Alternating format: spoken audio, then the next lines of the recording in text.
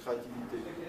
Donc l'objectif, c'est d'avoir des idées originales sur des thèmes qui peuvent paraître des thèmes très banals finalement. Là, bon, il y a la réalisation de bandes, une poubelle de jardin public par exemple. La problématique de la poubelle de jardin public aujourd'hui, c'est que, le tri sélectif n'est pas représenté, c'est pas une fonction qui est utilisée, tous les 3 bacs en question. Et puis après, ben, des innovations qui peuvent paraître relativement simples. L'idée étant, bon, ça ne fonctionne pas, mais l'intention y était, qu'on ait ici un couvercle fixe et que lorsqu'on tourne un des éléments, il revienne automatiquement à sa position.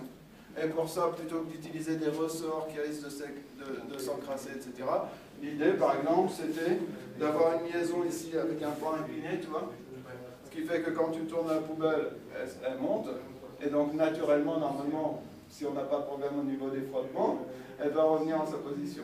Donc, bon, on ne sait pas, les étudiants vont dessiner ça, on va leur dire, bon ben, est-ce que ça marche votre truc? Ils vont nous dire forcément oui, parce que sur l'ordinateur ça marche toujours, quoi, ou sur la planche à dessin ça marche toujours. On va dire, bon ben bingo, vous réalisez maintenant, ils vont réaliser ça, et puis on voit qu'effectivement ça ne fonctionne pas. Donc ça veut dire qu'il faudra repasser par une phase d'expérimentation pour mettre au point son truc. D'accord?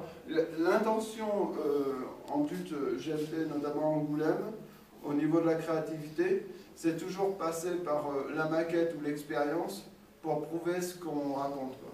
Parce qu'il y a beaucoup trop de projets papier qui doivent très bien fonctionner et qui ne fonctionnent jamais. Et ça apprend aussi l'humilité par rapport à ça, et puis ça apprend à déceler les problèmes.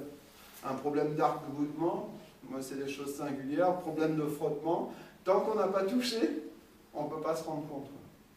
Voilà. Donc après, comment avoir des idées originales? Ça va passer par plusieurs phases. Ce qui est assez, ce que nous on faisait en tant qu'ingénieurs, notre méthode, c'est d'étudier, quand on a un problème particulier, c'est d'étudier ce que fait la concurrence. D'accord? Et on se contente de ça, et puis après, une fois qu'on a étudié ce que fait la concurrence, on essaie de s'en inspirer ou pas, ou de se démarquer par rapport à la concurrence pour générer un nouveau produit. Ce que font les designers, et c'est là où c'était intéressant de nous rapprocher, on en avait déjà parlé à La Rochelle, ils vont un peu plus loin dans la recherche de concurrence, ils ne vont pas chercher uniquement la concurrence directe, mais ils vont aussi chercher ce qu'on appelle, nous, sous forme d'images, les images de type 2. Qu'est-ce que c'est les images de type 2? C'est un objet de même fonction, qui remplit la même fonction, mais qui n'est pas fait pour. Un transfert de technologie. Alors, pour citer un exemple, si on travaille sur une grosse jardinière, par exemple, une jardinière qui est capable dans laquelle on est capable de planter un arbre, genre jardinière de l'Orangerie Versailles, là, donc on imagine assez vite le gros tube en bois avec 4 boules au coin, etc. Ça, c'est ce qu'on appelle l'archétype. Pour essayer de se dissocier de ça, on va étudier effectivement tout ce qui se fait comme jardinière, dont celle de l'Orangerie, mais on va aussi s'intéresser aux fonctions de la jardinière. Et la fonction de la jardinière, notamment, c'est contenir. Une des fonctions de la jardinière, c'est de contenir. Et là, on va aller chercher tous les systèmes techniques qui nous permettent de contenir des grands volumes. Et donc, notamment, on va aller, par exemple, je vois les gros conteneurs à poubelle, là, ça va être ce qu'on appelle les images ça fera partie des images de type 2.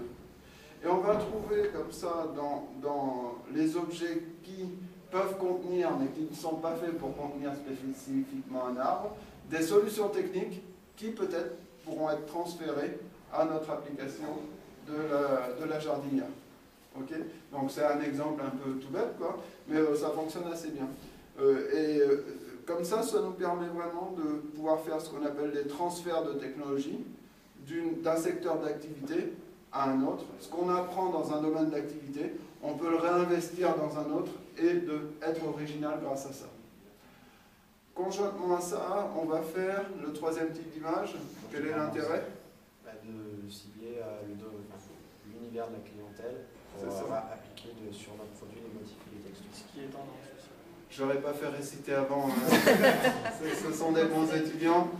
Le troisième type d'image que l'on va rechercher, c'est celles qui vont définir effectivement, comme il est très bien dit, l'univers de la cible clientèle, parce que notre objectif, c'est effectivement produire des prototypes, mais à des fins de production finale en série. Si on produit beaucoup d'objets en série, il faut être sûr de trouver une cible clientèle susceptible d'acheter nos produits. Et pour essayer de minimiser le risque de lancement d'un nouveau produit et garantir au maximum la potentialité d'acceptation du marché de ce nouveau produit, eh bien on va passer par les planches de tendance. Donc c'est ce qui se fait dans le milieu de la mode, notamment sur le choix des textures, des couleurs, etc. C'est ce que l'on fait aussi sur le jeu technique pour nous aider à choisir les matériaux, les couleurs, les aspects, etc. Okay. Donc on a aussi cette approche qui est complémentaire de celle qu'on pouvait avoir en tant qu'ingénieur et qui nous vient du monde du design, okay, directement. Et puis, ben, quand on arrive à tout ça, enfin quand on a réuni tout ça, ben, on va faire des recherches d'idées, de la créativité, et ça va passer notamment... Oui? Oui, bien sûr. Bonjour. Bonjour. Ça va passer notamment par une technique qui consiste à mettre en relation deux éléments qui au départ n'ont pas de lien. Donc essayer de créer des collisions de notions dans notre esprit pour générer des idées nouvelles. Donc ça c'est un peu difficile à expliquer, je ne vais peut-être pas m'étendre là-dessus. Ça va nous permettre d'avoir un panel d'idées. Et puis après, une fois qu'on a un certain nombre d'idées, on va essayer de mettre en place des démarches. Bonjour. Je vous en prie. Salut. On va essayer de mettre en place des démarches qui vont nous permettre de faire le tri de ces idées, et non pas sur notre affect ou nos propres envies, nos propres critères de jugement, mais sur des critères liés à notre cible clientèle toujours. Donc on pourra avoir parfois des approches marketing par rapport à ça, faire des enquêtes vis-à-vis de la cible, etc. C'est pour ça que la formation est extrêmement vaste et elle est assez prétentieuse, finalement sur 2 ans. Donc tout ça on l'aborde, mais pas de façon ultra pointue dans tous les cas, puisqu'en 2 ans on ne peut pas prétendre former d'une part un super technicien, quelqu'un qui a des notions de marketing assez abouties, quelqu'un qui aurait des sensibilités par rapport au design, etc., etc. Donc ça va être une initiation assez aboutie par rapport à tout ça, et puis après, ben, selon le choix de poursuite d'études ou d'emploi que tu fais à l'issue du but, eh bien, tu vas développer des compétences dans des filières particulières. Voilà. Donc, Nicolas.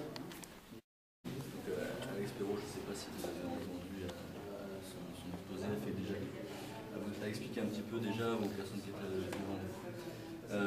Le principe, en fait, c'est qu'on va donner une initiation aux étudiants qui sont ici en design. C'est 15% de l'emploi du temps qui peut être aménagé dans les IUT pour donner une coloration locale. Et en fait, ici, la coloration, c'est le design. Donc ça, c'est fait pour être en cohérence avec le milieu industriel, en fait, puisque ce qu'on va principalement apprendre au GMP ici, c'est à concevoir des choses. C'est-à-dire depuis la construction du projet jusqu'à sa fabrication. Et le fait de rajouter le design juste avant, et bien en fait, ça assure une certaine cohérence dans tout le processus de fabrication d'un objet, puisque toujours dans le processus professionnel, le design se trouve avant toutes les autres phases. Donc on leur donne une initiation par rapport à ça. Mais c'est pas, en l'occurrence, on ne forme pas des designers. Il arrive, et il est arrivé, puis je pense que ça se représentera sans doute l'année prochaine aussi, que des étudiants partent vers des écoles de design. Mais c'est minoritaire. C'est assez marginal comme poursuite d'études.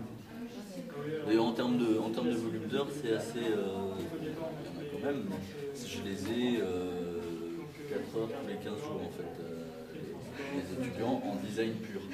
Sinon, il y a des projets, ce qu'on appelle les projets qui se déroulent sur toute l'année, qui eux sont alors, en début d'année jusqu'en février à peu près, tous les mercredis matins. Et on arrive dans la salle de design avec notre professeur, M. Tesson. Un de nos professeurs. C'est quoi ces objets là? Ici nous avons par exemple une structure qui devait servir de base pour construire un dôme constitué uniquement de tubes en carton. Voilà. Donc c'est différent. Oui, c'est des projets. Voilà, nous avons diverses planches de communication qui ont été réalisées durant les cours de design. C'est par vous ou par les étudiants. Mais par vous-même par exemple? Oui, c'est... Non, par d'autres étudiants. Mais de votre promotion? Oui, bien sûr. Oui. Par exemple, ça c'est nous. Lequel c'est vous, par exemple? Ça, tout ça. C'était Ce quoi? sont des planches de recherche pour développer une sorte de couteau suisse. Ça là?